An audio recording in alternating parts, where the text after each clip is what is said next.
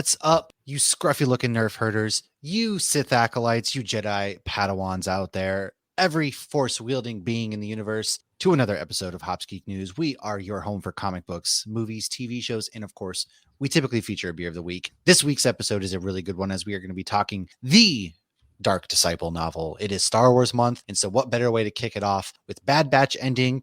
We got the return of a nice character in there. If you haven't seen it, I won't spoil it, but we are going to be talking Dark Disciple, which centers around Quinlan Vos, Jedi Knight Master, and also Asaaj Ventress. You know her from the Clone Wars and Count Dooku's one-time apprentice. But of course, first things first, go ahead, like, subscribe, share on all your favorite podcasting platforms. We're on YouTube. We do a live Cantina hour each and every week. This past week, we had a guest on where we talked Bad Batch. We talked about Phantom Menace 25th anniversary and all sorts of really good fun stuff. And then I have a nice Star Wars shirt on from Roosevelt's. Check them out as too. They just released a nice May the 4th collection. I got a nice little Jar Jar action coming on in the mail. And then, as always, please drop a review. And that's what we got going on. Me and Lauren are here. I have a beer called Rise Up from Adroit Theory here in Virginia. I chose this because it says resist, rise up, man. And we're talking some Star Wars. And this is kind of like you got the light side, you got the dark side on each side of this can. You got the red with the blue shading. And to me, that symbolizes the novel that we're going to talk today, which is Dark Disciple, a little bit of both. Rise Up, Consume Life, Drink Art. It is a triple IPA.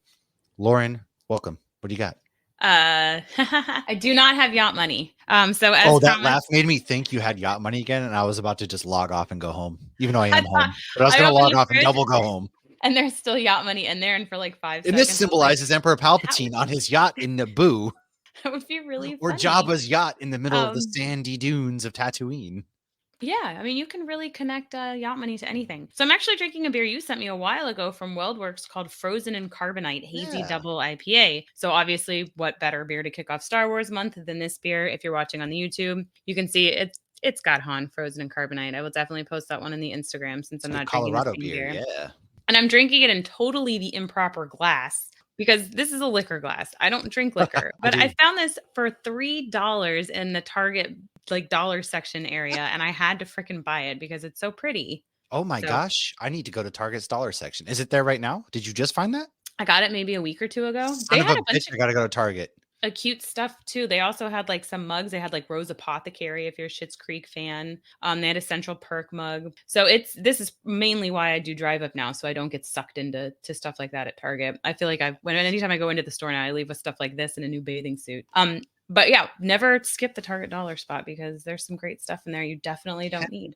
Pretend that Lauren pulled out a yacht money and I'm now leaving on my way to Target just so I can get that glass. Oh, but I want to, what do you call it? Peep my fit? Yes, peep your fit. What do you got? I'm not wearing Roosevelt's, but I am wearing a Greedo shirt. Oh, Greedo. It says Cantina Quick Draw. I got this for $2 at the Disney outlet. Okay, so all right. It's from Disney World, but... That's amazing. $2? Yeah. $2, yeah. At the Disney outlet. Yep. Oh my God. Next time, I bet you can find some killer stuff there. That's awesome. It's always hit or miss. Sometimes I walk out of there and I was like, man, and sometimes I'm like, I have to start putting things down because if anybody's not familiar with it, it's Disney Character Warehouse. There's one by Disney, there's one by Universal. And they basically get stuff that doesn't sell out at Disney World. And sometimes it's only a little discounted and sometimes it's $2. I will say this was the last size left. Jessica's go grab me, I was about to tell you to go grab me one. Yeah. Yeah, they only had small left. So this is a men's small. But maybe it's for my bikini for our cruise. There you go. You can cut the sleeves off and really go full beach mode. Sun's out, guns out. But it's a great place to get souvenirs. You just never know what you're gonna get. But yeah, it's fantastic. It's like a mystery box. I like that. It's fun. It kind of is. Yeah. When you go in there, kind of is. But I mean, we have a ton of stuff from the outlet. It's a great place too. Actually, every time we've gone on a Disney cruise, I've bought the souvenirs for the kids there and then put them in my suitcase. Since we're flying. Oh my God, kids, look at this. Oh my God. Oh, on the, when we did the Christmas one, the elf brought them Disney Cruise Line shirts. Oh, that's cool. Yeah. And it was look what the elf just brought. And I because we get ornaments when we travel. And so a lot of times I actually buy the ornaments. We still get ornaments at the ports. So, we have ornaments from around the world, not just from the Disney. Oh, that's a good idea. Oh, yeah. It's so fun, too, when you decorate the tree. Because it's remember this trip? And now I have my own little tree in my bar area that's all our beercation ornaments. I got to make sure I pack my little Christmas tree for my upcoming nice 6-month vacation. But oof.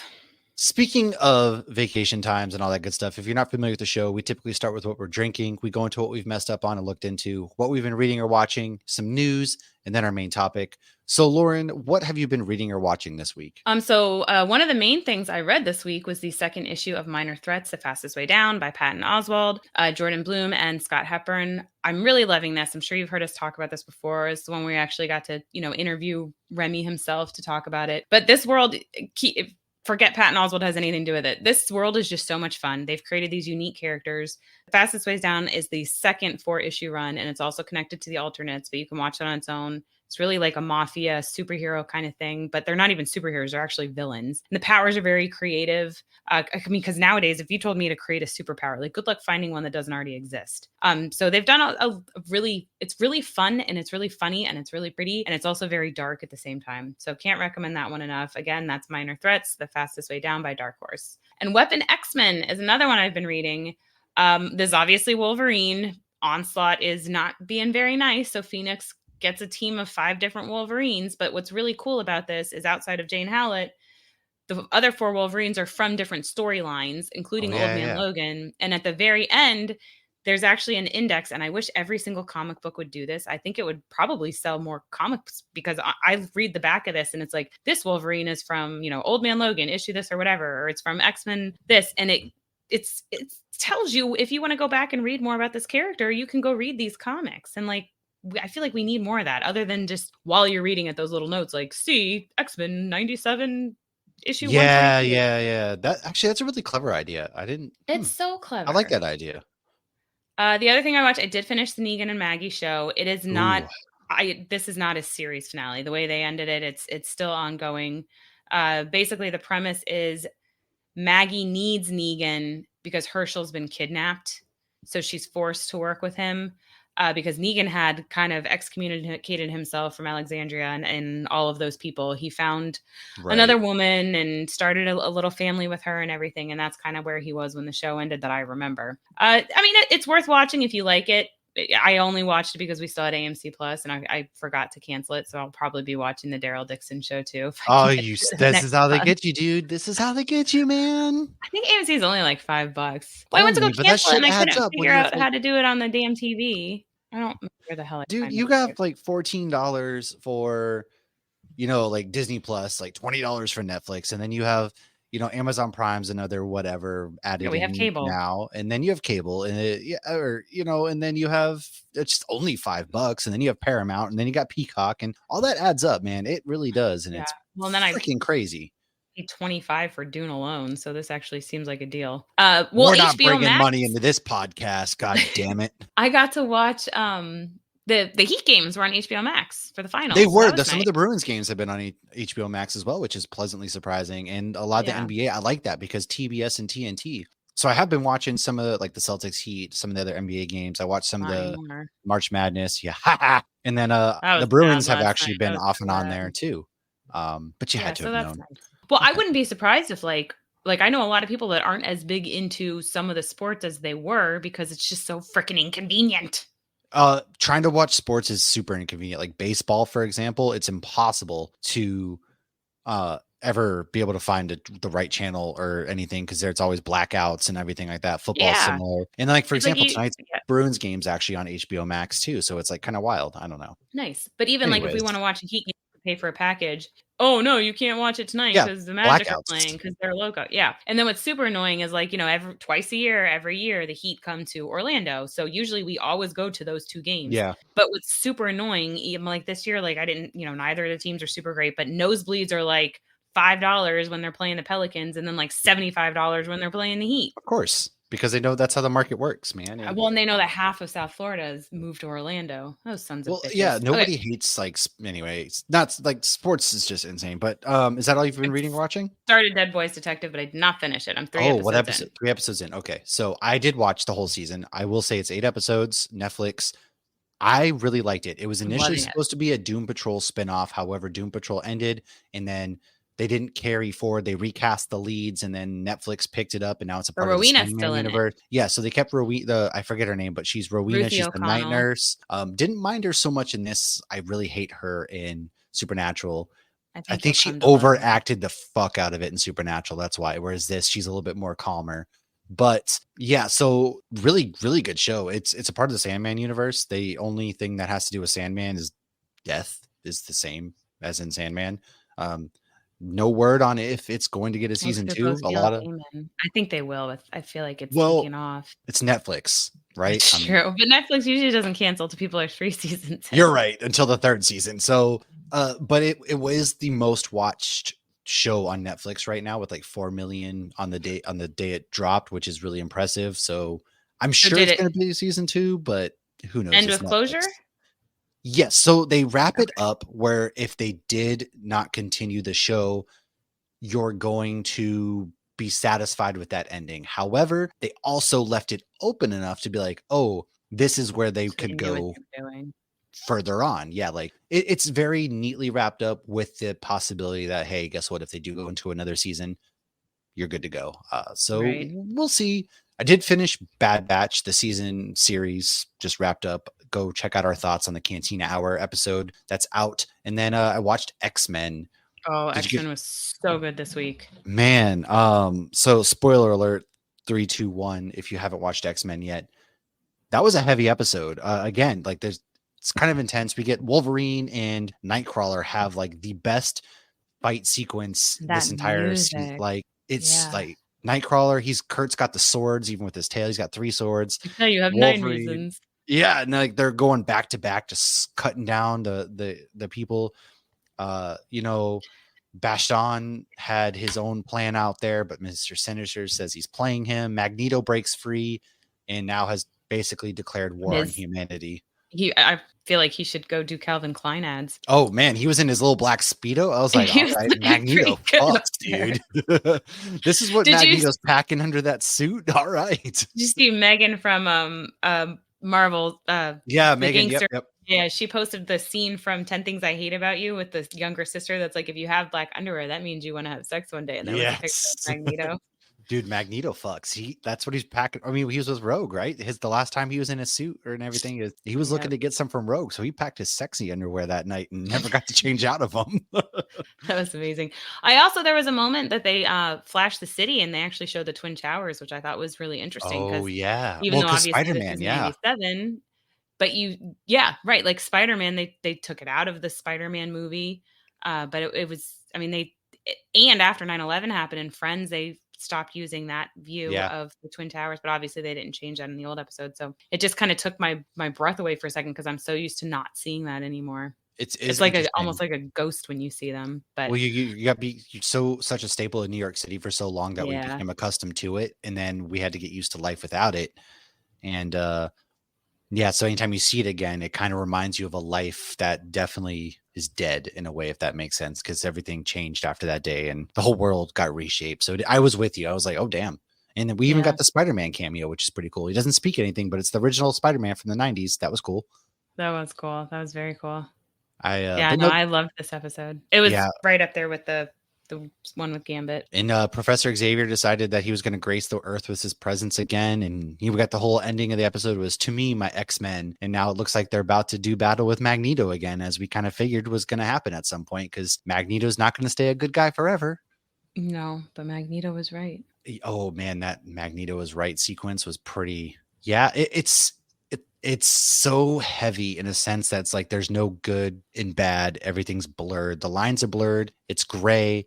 And that's true. I mean, that's real life for you, right? It's just Right. And it's look so how good. much better they have done with this compared to like the Phoenix movie. The Phoenix movie, one of the things I loathed was Oh how man. quick Magneto's mind just changed about things. He's like, Yeah. "Oh, okay." And there was no character and Michael Fassbender had already played Magneto a few times. I really liked him as Magneto. I thought his I did character too, was great. I actually. thought he understood the character. So none of that made sense to me. It was like they just needed to push the story along really quick and just have a reason for Magneto to They've change got his 2 mind. hours and we're just gonna, hey, you kind of just decide today that you're evil again.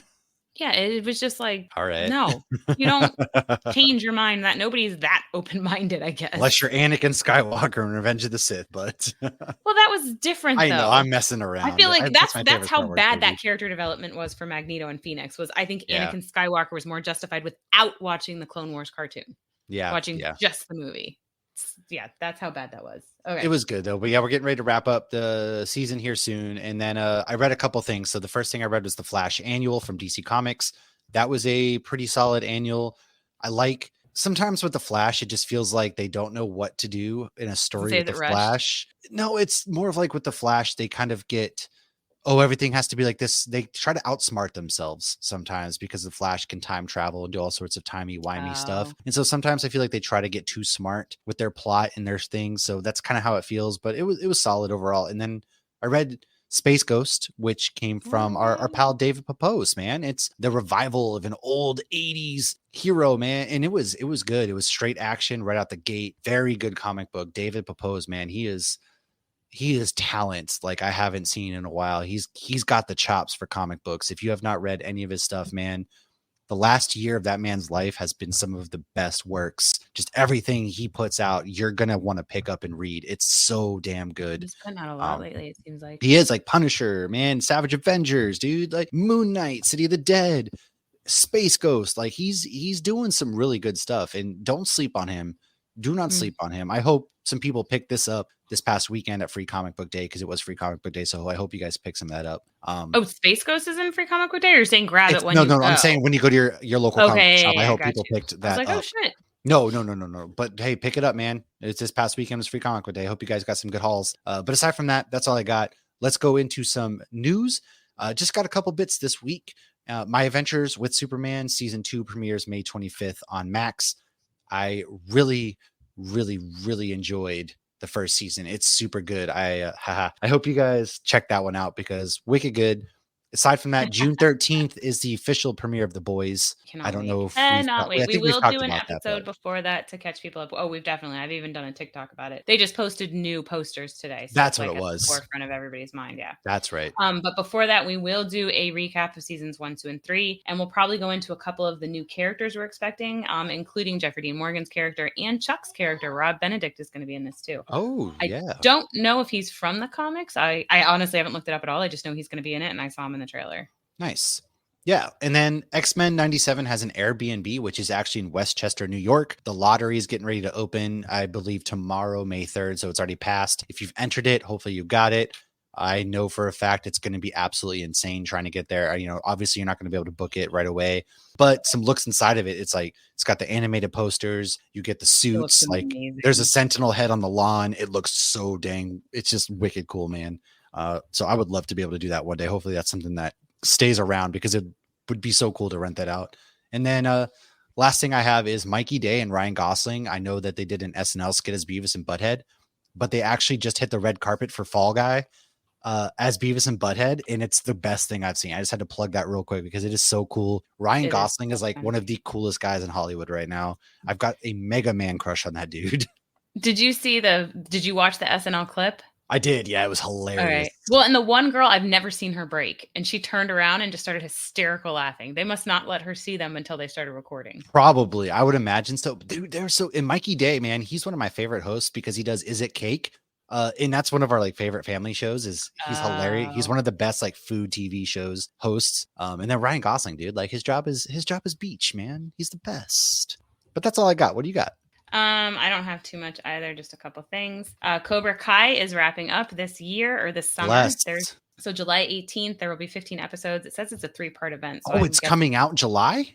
Yeah, July 18th. What? The last season. However, the Karate Kid movie has been pushed back to May 30th, 2025. Kraven the Hunter has also been delayed to December 13th, 2024. I still haven't seen Madam Web. Wait, they pushed...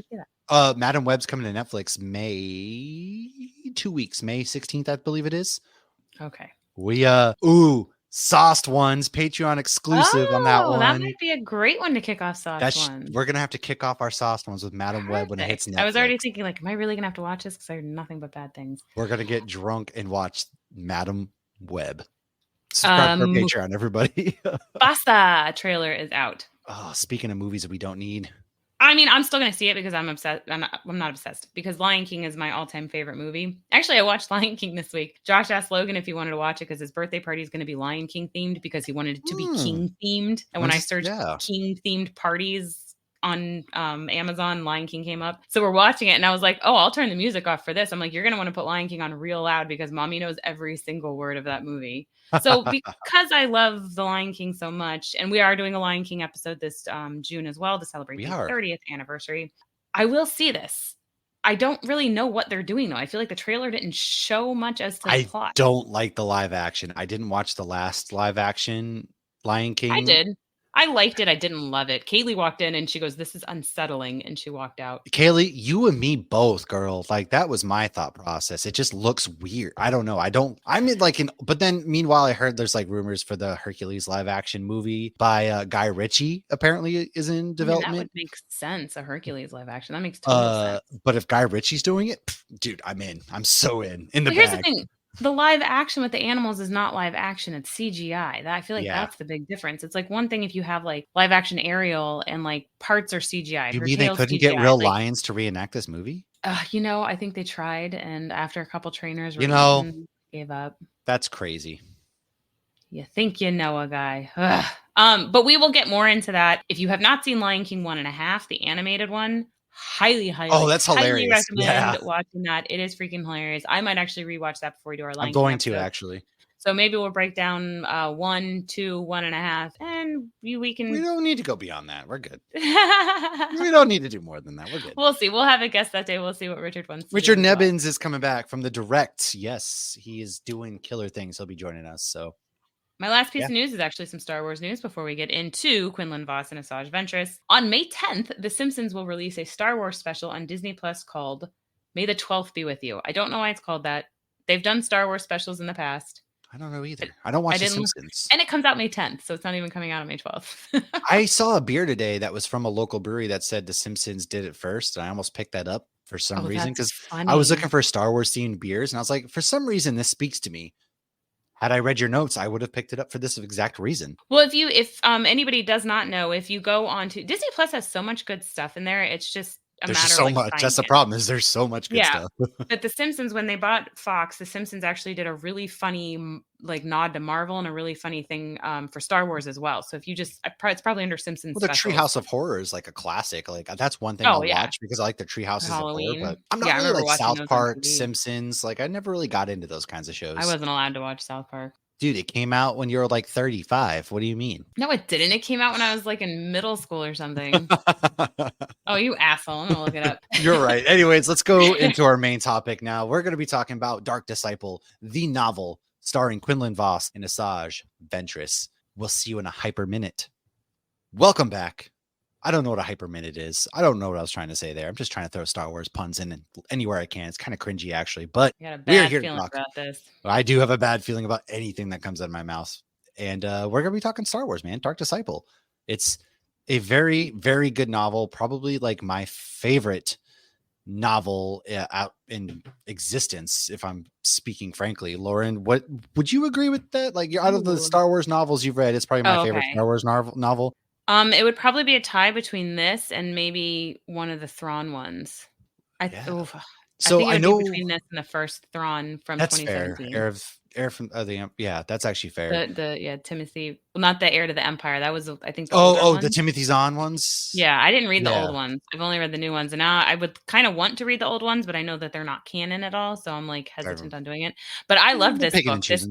This was like not what I expected because it's a love story, but it's a love story that's still it's a love story, baby. Wars. Just say yes. It's a Star Wars story first, and then a love story. But I mean, there's a lot of love stories in Star Wars.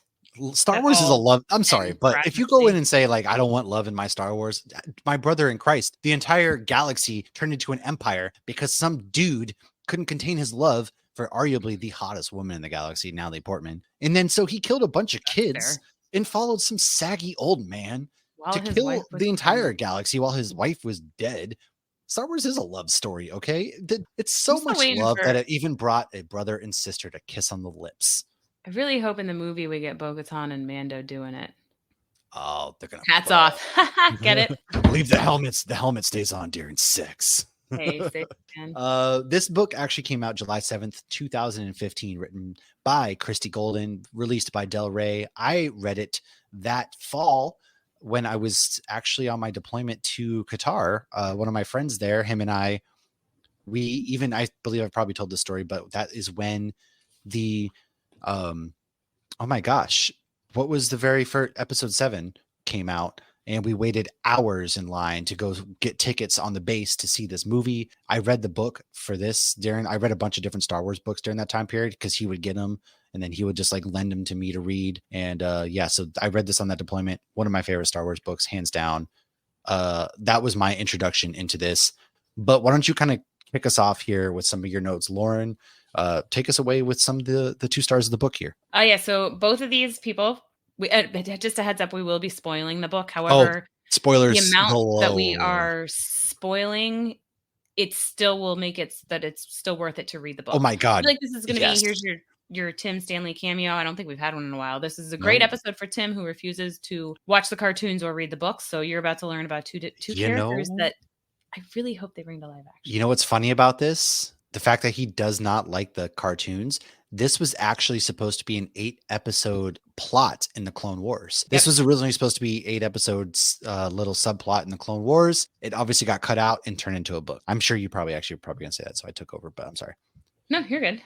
Yes, and both of these characters have been mentioned other places as well. However, we're just talking about the ones that are supposedly canon and that are in the shows and the movies. There are video games, comic books, and other areas that they are mentioned. So Quinlan Vos, this is his pre-Dark Disciple time. So Quinlan is from the planet Kifu, and he is a Jedi Master. He has the yellow line under his eyes that goes across his whole face. He is known for doing basically what he wants. He doesn't always follow the Jedi rules, which it seems like the best ones don't. And he also has a very unique talent called psychometry. And so when he touches an item, he can see the item's memories. So this makes him really good at tracking people. And I read this, but I did not play the game. You can confirm this or deny this. Cal Kestis from the video games apparently has this talent as well. So it's considered like connected to the Force, but not every Force wielder has this. Yes, correct. So he is in the background of Star Wars Episode 1, Phantom Menace. You can see him on Tatooine. This actually led Dark Horse Comics to create the character, which I absolutely love that these comic book people are like, hey, that guy looks interesting. Let's create a backstory for him. Like I that's really do love that. Yes. Apparently, though, I have not read comics with him. His personality does differ from the comic book version, although his ability to sense the history of objects is in that comic book, and obviously he does retain that quality in the book and in the Clone Wars. Mm-hmm. So he is in Clone Wars Season 3, Episode 9, Hunt for Zero. Here he is voiced by Al Rodrigo. In this episode, Quinlan and Obi-Wan find Zero the Hutt, who is broken out of prison by Cad Bane. Quinlan was picked to help because of his tracking skills / talent. So before we get into Dark Disciple, do you want to tell us about Asaaj Ventress pre-Dark Disciple? Yeah. So Asaaj Ventress first appeared in the Clone Wars animated film back in 2008. That's right. It kicked off the series, introduced us to Ahsoka, which led to some of the best Star Wars content we've ever gotten. Now, before this, she was actually born on Dathomir. You know that because Darth Maul was born there. Savage Opress was also born there, and that's known of the Night Sisters. She was then a slave for somebody. She was found by the Jedi and actually became a Jedi Padawan until her master was killed. She then killed all of the people that killed her master, and that completed her transition to the dark side. Fun fact, she actually had 2 voice actors, not including her Lego version. Gray DeLissel voices Monster Girl in Invincible and a ton of other stuff, and then Nika Futterman. Now, she's a trained assassin who was taught the way of the Force by Count Dooku. He saw potential in her after destroying all of those who killed her master. He then gave her 2 red lightsabers, which later on in Dark Disciple, she has a yellow one that she purchased, funny enough. And then in Bad Batch, spoilers for Bad Batch, her lightsaber is actually yellow as well. She was the first Star Wars character to have split lightsabers. And then, Ahsoka had some, and it's really badass. And in the animated Clone Wars movie, she helps Count Dooku kidnap Jabba the Hutt's kid and then frame the Jedi in the hopes that Jabba would join the Separatists. Obi-Wan was able to defeat Ventress, however she escaped, as does every Separatist ever alive in this whole saga, right? General Grievous never met Anakin Skywalker until Revenge of the Sith, so they spent the entire Clone Wars finding ways for them never to actually meet, and it's the funniest thing about Clone Wars to me. They kept it consistent, man. I know, dude. It's like the funniest thing to be like, guys, how do they not meet? I don't know. Keep finding ways to mess it up. They do that. There's this scene in Supernatural where you see two characters meet, and you're like, "Holy shit, they've never been in an episode together." Yeah, right. It's kind of But wild that they, we have 7 seasons and they never once meet. yeah, well, I think it's season 15. I won't say what the two characters are, but it's funny because they even say, "I can't believe this is my first time meeting you." Yeah, yeah. Um, so I Now, do want to point out, we said this was Asaaj Ventress's first appearance. This is her first canon appearance in these shows. She was in the 2003 version of Clone Wars as well, but that Disney is not considering canon. So yeah, yeah. That movie. The animation's way off. I never I didn't really even know that cared was for a it. It's thing very until today. divisive. Yeah, it's very divisive actually. Because a lot of people, because Ahsoka was introduced, and a lot of people are like hating on. It's a movie that a lot of people are Ahsoka mad was in about. that?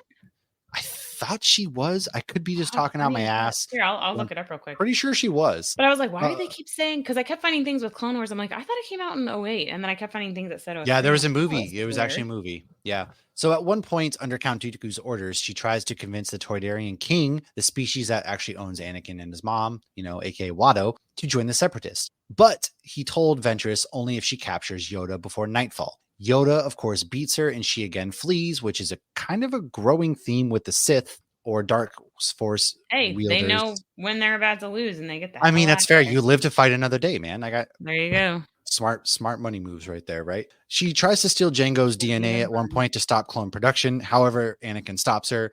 She fought and won against Ahsoka. However, she failed to stop the clone production, and this made Sidious start to get fed up with her failures. And he fears she will try to overthrow him. So when she asked Dooku for help with Obi-Wan and Anakin, however, side note, she was doing well against Obi-Wan until Anakin showed up. He tells her, "No, I'm good, man." While fighting the Jedi, her starfighter attacked her and she was left to die. She was then found by a raider who brought her back solely to get info from her. She was having none of that, kicked his ass, took his ship, and went back to Dathomir. Now, the Night Sisters are down to help her, so they create Savage Opress, who was a Night brother. He Vosh. was It's so like because it's spelled savage. I always have that. Sorry, I didn't mean to cut you off. I just no, I always I, see I subtitles and I'm completely like, agree. this is so stupid. Can you add an H or something? Because it's savage. Like, Okay, is this Savage? No, it's Savage. we know what you're doing. Yeah, the Night Sisters, they're down to help her. They have Savage Opress, and they turn him into something else darker, stronger, powerful to go and help, quotes, Dooku. That's when if Ventress shows up to fight with Savage, he fights the both of them, or she fights the both of them. When Grievous showed up on Dathomir, the Night Sisters tell her to go. She meets Boba Fett, and this is when she becomes a bounty hunter with child Boba Fett. And yeah, that one's like a fun little side plot that happens. At one point, she actually ends up helping Obi-Wan Kenobi, who was attacked by Savage and Darth Maul. It ends in a stalemate. Asaaj Ventress loses her red lightsabers after Barriss Offee steals them to frame Ahsoka Tano for the bombing of the Jedi Temple hangar, which actually kind of also kickstarts Anakin's fall to the dark side because Ahsoka gets screwed over by the Jedi and Mace Windu especially. And at that point, she vows, she doesn't vow, she just straight up says, "Hey, you know what? I'm leaving. I am a citizen. I'm out. Peace. I'm no longer in the Jedi Order." And that kickstarts just a whole Well, and Anakin was the only craziness. one that was like completely on her side. He Exactly. believed He her. Like believed he was her. the only one completely on her side, which just makes it all the more devastating as to how their relationship took Yeah. a turn. So, yeah. And that sets off the whole thing. So Ventress agrees to help her. This is, of course, to get her own name cleared. She even works with Anakin on this case. And This is Anakin's all when like, she's I don't want to work with you, but if I have to. it's the enemy of my enemy is my friend, and it's all for the betterment of Ahsoka, right? And Which now, is big in, I feel like, Star Wars, the enemy of thy yes, enemy. you're always working with people you don't want to work, and this is when we see her switch to the yellow blade that we actually see in Dark Disciple and Bad Batch. Afterwards, she continues to bounty hunt until she meets Quinlan Vos. So Although they do a little bounty hunting together. they actually get a don't. little booty, if you will. Now, why don't you go ahead and take us away with a quick summary of Yes. Dark Here is your Disciple? quick summary. So this book takes place between episodes 2 and 3. So this is while the Clone Wars show is going on. Any Asajj Clone Wars scenes happened before this. So everything we just said. Basically, Dooku has finally crossed the line and the Jedi Council has decided he has got to go. He has got to die. But who should we have kill him since we are Jedi? Obi-Wan actually suggests Quinlan Vos because of his unique skills. being that he is a Jedi Master, because he can, read the history of the objects, and because he spends a lot of time undercover, and he's really just damn good at what he does. So Quinlan then asks, like, hey, can I get a partner? So Yoda is the one who suggests Asaaj Ventress because he knows she's damn good, and he knows that she hates Dooku because Dooku turned on her. True. Quinlan tracks her down, and he basically messes up her job that she's working on. She's seeking a bounty. She's about to get it, and Quinlan steps in and messes it up. So he then helps her get this. He gains her confidence, and they start hooking up and catching bounties together. A real power couple. Yeah, they do. They're catching bounties and looting booty. I love it. I love them. I mean, again, look, I'm gonna be real, man. If the Jedi were just allowed to fuck a little bit more, they probably wouldn't have fallen completely to the dark side. Same thing with priests. You can't suppress some biological urges. I mean, you can. Consent is key here, kids. But yes. But okay, so one of the things I feel like, and I'm seeing this more and more, it's like why I love the Rick and Michonne show so much. It's like you have two hot people, and like granted they are cartoons, but the way they're described in the book, they're pretty hot, that are badass, and again have mutual respect for each other. And I don't know, I guess I just fall in love with that. I love a good love story. I'm a sucker for a love story too, man.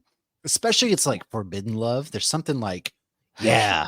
If this isn't wrong, I don't want to be some real Romeo and Juliet shit right here, man. All right, so let's see where we were. So, okay. Then he tells her about the mission to kill Dooku. So he finally is like, hey, look, I was actually sent to find you because I need your help killing Dooku. And she's down for that, but she tells him he's going to have to tap into the dark side of this for this to happen because the dark side is stronger. She tells him to fuel his dark side. She tells him that Dooku actually killed his master, and so that helps him go a little darker, a little quicker. Can't trust Eventually, they come face to face with Dooku. Asaaj manages to escape, but Quinlan actually gets kidnapped. This leads to him being tortured, and Dooku revealing that Asaaj was actually the one that killed Quinlan's master. I remember reading that and being like, no. Did that make sense? Then we believe that Quinlan has turned, and he is now Team Dooku. Asaaj eventually, actually with the help of Obi-Wan and some other Jedi, do get him back. There's some double agenting going on, kind of. Because I remember reading it and being like, wait, so is he good? Is he bad? Is he fully dark? Is he not fully dark? Yeah. Okay. So here's the thing with this book, right? Like, this is where it really puts on, and I'm sorry, I didn't mean to like kind of cut you off, but this book ultimately encapsulates like everything that is wrong with the Clone Wars in a sense of the Jedi are clearly wrong in the way they go about things. The Sith are, Darth Sidious is up here puppeteering. He's got Dooku twisted. He's got Asaaj all twisted. The Jedi are just ass backwards at this point. And it's kind of crazy because Anakin and Mace Windu are like, for once on the same side, like, dude, Obi-Wan, what do you mean? Like, you're sticking up for Asaaj Ventress? Because he's like, hey, no, we should get Asaaj, his former apprentice. And then actually like, they bring Asaaj in at a point and like, we'll pardon you for every single war crime you have committed if you can help us capture Count Dooku. And then the whole thing is with the Jedi is they send Quinlan Vos undercover. And Obi-Wan's like, this is a dangerous game. Like, what if he falls to the dark side? And then also he doesn't sit right. Right. And they're telling him to kill him. Yeah, well, that's what I was about to get to, right? Like the Jedi are over here like, hey, we want you to assassinate Count Dooku. And Obi-Wan this whole time, this just shows you that he is the most perfect Jedi to have ever, he is space Jesus to me, because Obi-Wan is like, something not so chill is going on here. Right. We're the Jedi. We're not supposed to murder people. Like, that's not us. Like, we're not even supposed to be war fighters. Like, we are keepers of the peace. We should capture him. And they're like, no, we are going to murder him. And he's just like, that doesn't sit well with me. So that's what's so good about this book. Like, there's so much going on. Yeah. Anyways. It's also when you read things and watch certain things, you're like, just kill Joker already, Batman. So, yeah. I mean, yeah, I get it. I would be like, yeah, we're going to fucking kill Count Dooku, General Grievous, and everybody. But Obi-Wan, again, he's a Jedi through and through, man. That's him. Like, but see, I've never killed anyone, so I'm sure the first kill's the hardest. True. And then compared to just ask Anakin. He killed Mace Windu, and then next thing you know, he's killing kids. So the first kill was obviously hard, and then from there, it just got a lot easier. Mace Windu's hiding under a dumpster somewhere. He's still alive. Oh no. So Quinlan wants to kill Dooku, and when Dooku actually goes to lightning kill him, and injured Asaaj jumps in front of it to save him because she loves him. She does actually save Quinlan, which actually brings Quinlan fully back to the light side to kind of see like, oh my gosh, she sacrificed herself for me. Dooku, of course, escapes because he has to. His story's not done. And then supposedly she dies in Quinlan's arms, letting him know that there is still hope for him. With arms wide open. So Then the Jedi Order decides to pardon Quinlan, realizing that they were the ones that truly fucked up and they were Hey, the our ones that bad. caused him to go to the dark side. And then Quinlan also tries to clear Asaaj's name, and he goes to Dathomir with a couple of Jedis to properly bury Asaaj Ventress because she is the love of his life. This is where she came from. And obviously, people don't always stay dead on Dathomir. Obviously the Night Sisters bring her back to life, which I completely forgot about happens in the end of this. I didn't really remember that either because I felt like Because I was like just in Bad remembered her Batch, I was like, dying how the hell young. is she still alive? And then I'm Well, I like, figured that was oh what it yeah. was, but, like, when you texted me that earlier, I actually meant to go back and reread the end because I did not remember that either. Yeah, and so they bring her back to life. But then So a couple more notes about the book that I just wanted to say. For one, the cover of this, if you ever watched Once Upon a Time, it looks like Rumpelstiltskin yeah. from Once Upon a Time. I don't know why, but I think that's really funny. I already said my Rick and Michonne comment. I also, one of the things that I love about just reading books in general and is how they describe people and places. And the way that Ventress was described by Quinlan, I thought was just so beautiful because, you know, they make her very dark in the cartoon and it's still a cartoon and it's very, you know, clearly a cartoon. She's not, you know, a cartoon can only be so sexy no matter what you tell a kid who grew up in the 90s with The Little Mermaid. Tell that to the anime kids who are over here with their anime Oh, pillows hey, and that's what Dean likes that tentacle too. porn, man.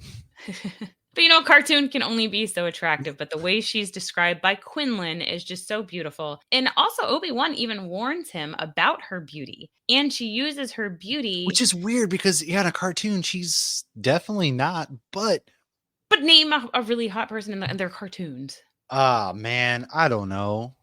I'm sure I've got some. I Yeah, don't know. no. If anybody's listening Well, to this, which cartoons do you find hot? Because I'm sure okay, I can I think of do some. really like what's the guy from Clone Wars that breaks good? Not Clone Wars, Rebels and Breaks. ends up with Zeb. I I don't always remember. forget his name, but I feel like a live action, like Jensen could play him live action. Why do I always forget Oh, his is he the one damn with like the mutton name? chops? Yes! I Yeah, don't I know know who what you're talking the fuck about. Yeah, he yeah, is, yeah, yeah, yeah. I know what you're talking about. which is so funny. I had a friend in high school was like, Tarzan's hot. I'm like, he's a cartoon. And then Lauren, Anyways, finally, here we are, like 15 years later, 20 years later. Lauren's like, son of a bitch, I finally get it now. those damn mutton chops. He's like, Didn't shit. expect that to happen. He had that whole like colonial dad vibe going on, and I don't know, it just worked for me. I don't know what it was. But yeah, I loved that character. I'd love to see him in live action with Zeb. I'd love to see what they're doing, how they're hanging. Zeb was in live action once. We got to see him. We got to see Zeb for 5 seconds. I want to see That's the true. two of them together. Like Listen, what it could sometimes 5 seconds can feel like a lifetime. All right, you know, he don't looked shame. so good too in that. Oh my gosh, He it was did. like the best CGI character I've ever seen in my life. It was so good. He was. Anyways, yeah, you know, it was. You're right. He did like, hey, she's beauty. Don't fall into it. And Obi-Wan's like, yo, dude, Temptations. I know what it's like because And she uses it James to her Arnold advantage. Taylor, who voiced Obi-Wan in the Clone Wars, even says he's all about the Satine. He ships Obi-Wan and Satine. He confirmed that Satine was his boo. So you know what? Even Obi-Wan fell to love at one point, which again, if the Jedi were just allowed to be in love, man, just saying. Just saying. So I Don't you like tell us Qui-Gon what Jinn so much, but I guess there's not too much about post Dark Disciple, but what happened to well, Asaaj? she dies in the book.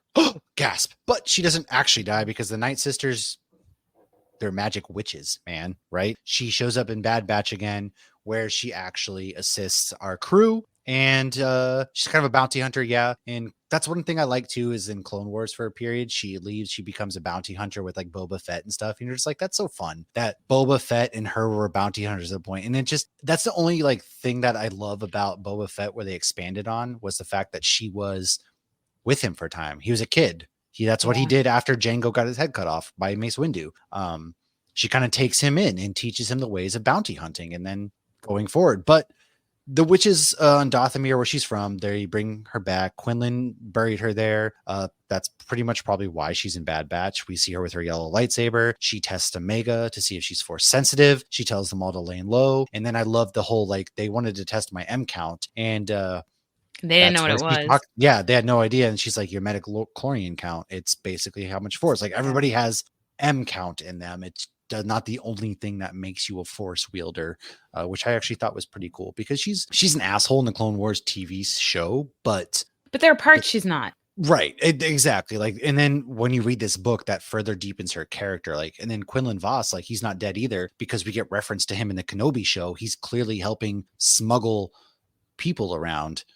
because Yeah. yeah, right. So I'm wondering, like, are we going to get them live action? I've been saying it. Anya Taylor-Joy would make a great Asaaj Ventress. For some reason, like, I'm drawn to her as Asaaj Ventress. I don't really know who could I play think she'd Quinlan be really Vos. good. The only well, I guess her species, I'm sure, ages slower because she's supposed to be, like, Yeah, why older couldn't they now. both? She was Like, born in, like, 55, like, battle before not Yavin.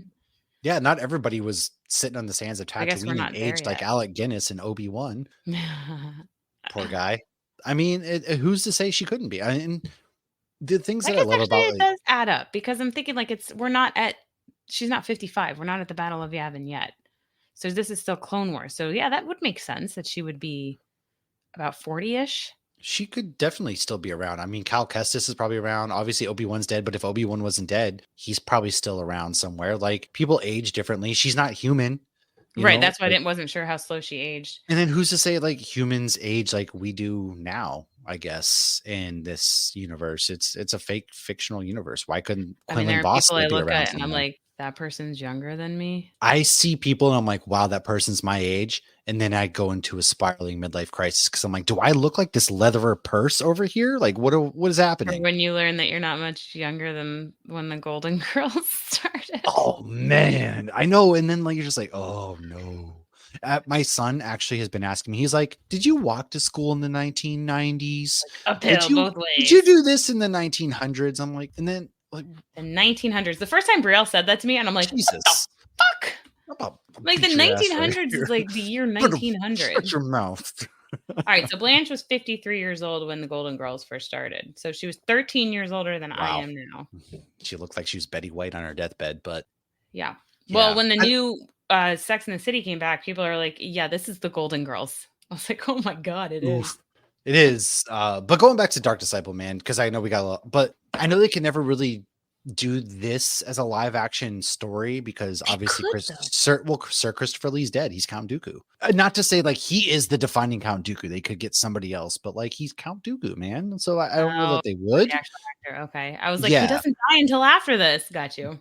But the thing that I love about what we're doing now, like the Bad Batch filled in some time. It started right after Order 66. It ended with the rebellion going on. Is that we have so much space within the Star Wars Other universe stories. we could fill in. There's so many things that we could tell, you know, between the 20 years between Revenge of the Sith and A New Hope, between the 20 years or whatever between, you know, Yeah. episode 4 and 7, you know, between the 20 years between episode 6 and 7 even. There's so many stories. And then shoot, we're getting the new Daisy Ridley with Rey Skywalker. Like that I mean, that's trilogy's far into the starting to future, though. film. Yeah. Yeah, but It's that interesting. Yeah. trilogy's We're starting to film. so encompassed with this time right before the original trilogy and right after right now. It seems like that's all the content we've been getting. So it is kind of interesting. But what's really cool, you know, you were just talking about the comment about him and Obi-Wan Kenobi. So in Star Wars Episode 3, Revenge of the Sith, Obi-Wan tells Anakin that Voss has moved his clone troopers out of the planet Boz Pity. So Yeah. give us that story. And then what happened? Like, how cool would that be with a movie about them? And it starts with like Voz just getting his clone troopers out of there.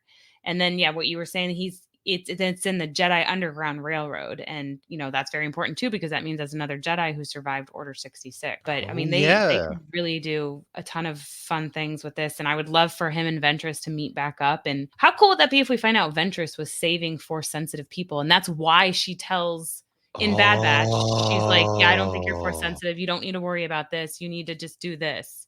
I mean, this you is before just Obi-Wan Kenobi, but dude. that would be cool. Yeah, I didn't even think about that because again, like Bad Batch doesn't provide us closure for her.